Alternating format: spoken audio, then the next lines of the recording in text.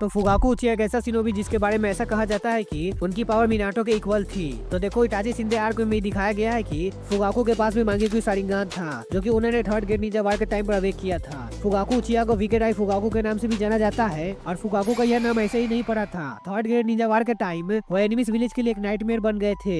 Run of site, जैसे yellow flash Minato को देखकर तुरंत भागने का ऑर्डर दिया गया था, वैसे ही शिनोबी को यह आगाह किया गया था कि वो फुगाकू से भी न उलझे। फुगाकू सुरिकेन जुत्सु को मास्टर था और उसी ने काफी हद तक इटाची को सुरिकेन जुत्सु सिखाया था। इटाची शिंदे आर्क में ये रिवील हुआ है कि फुगाकू के पास मांगेक्यू शारिंगान था, जो कि उन्होंने अपने करीबी दोस्त की कुर्बानी के बाद अवेक किया था। और फुगाकू के मांगेक्यू शारिंगान की एबिलिटी क्या थी यह सीरीज में कभी भी रिवील नहीं किया गया है, बट ऐसा कहा जाता है कि फुगाकू के मांगेक्यू शारिंगान उन्हें इटाची के लेवल का गेंजुत्सु एंड कॉम्बाइट एबिलिटी देता है और तो और उनके पास सुसानो अनलॉक करने की भी काबिलियत थी।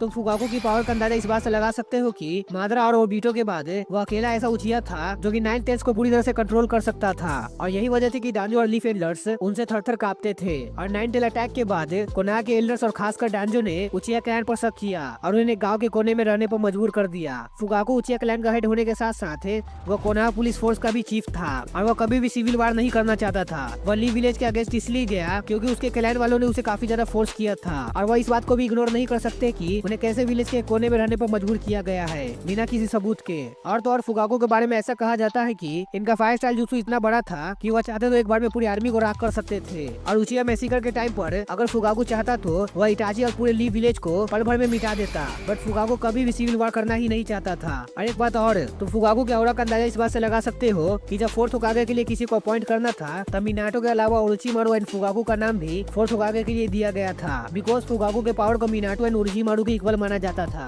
भले ही फुगाकू की स्पीड मिनाटो से कम थी, लेकिन वो और भी काफी सारी चीजों में मिनाटो एंड ओरोचिमारू के इक्वल थे। तो आफ्टर ऑल फुगाकू उचिया काफी ज्यादा स्ट्रॉन्ग था। वो अगर चाहता तो कुरामो को कभी ली विलेज पर अटैक करने ही नहीं देता। तो आज के लिए बस इतना ही, तो मिलते हैं नेक्स्ट वीडियो में, तब तक के लिए बाय।